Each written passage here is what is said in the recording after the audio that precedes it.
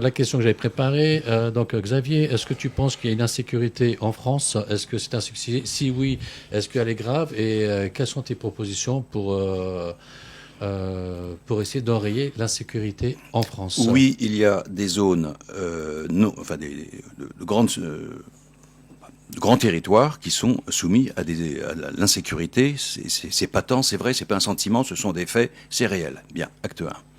Est-ce que la sécurité se règle uniquement par davantage de police, de caméras, etc.? De temps en temps, ça peut être utile. Est-ce qu'on peut interroger également les délais de réponse et la manière dont la justice peut agir, mais elle ne fait qu'appliquer les lois qui, par ailleurs, sont votées, et peut-être certaines sont inappropriées, ou en tout cas ne produisent pas les effets que l'on escompterait. Mais si on en s'arrête là, on n'a rien dit. Je dirais, la sécurité, c'est un tout.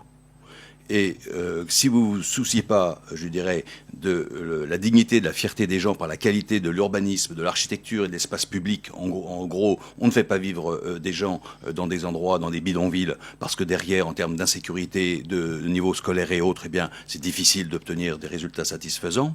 On ne peut pas obtenir de la sécurité si les politiques éducatives ne sont pas reprises là où elles doivent être intensifiées, et si on ne vient pas en aide aux parents dans l'éducation des enfants, c'est un tout. Et quand la ville de Montfermeil passe, en l'espace de 15 ans, de plus de 200 voitures brûlées par an, plus de 200 vols à l'arraché par an, à une ville qui est l'une des plus sécures de la Seine-Saint-Denis, oui, il y a eu un commissariat, oui, il y a une police municipale, oui, il y a des caméras, oui, il y a cela, mais il y a également eu un gros travail sur l'urbanisme, l'architecture, l'espace public, un gros travail sur l'éducation, un gros travail sur la culture, et dans la durée, ce sont des politiques longues, eh bien ça produit des effets durables, palpables, réels, dont les Montfermeillois attestent la réalité.